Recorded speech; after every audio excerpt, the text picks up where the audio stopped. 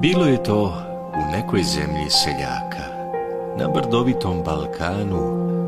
Umrla je mučeničkom smrću četa đaka u jednom danu.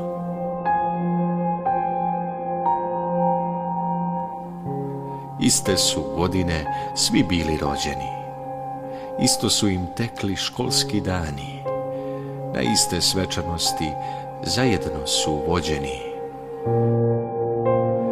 Od istih bolesti svi pelcovani i svi umrli u istom danu.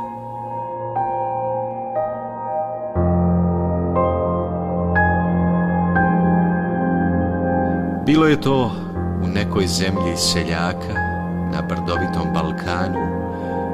Umrla je junačkom smrću četa đaka u istom danu.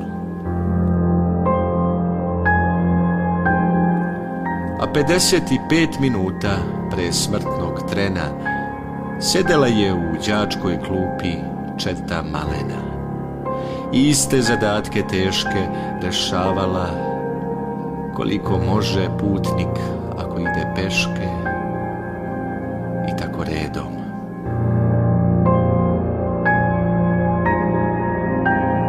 Misli su im bile pune istih brojki i po sveskama u školskoj torbi besmislenih ležalo je bezbroj petica i dvojki.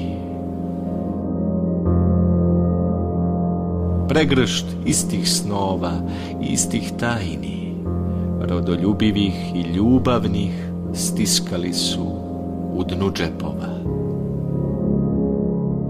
I činilo se svakom da će vrlo dugo trčati ispod svoda plava, dok sve zadatke na svetu ne posvršava. Bilo je to u nekoj zemlji seljaka, na brdovitom Balkanu.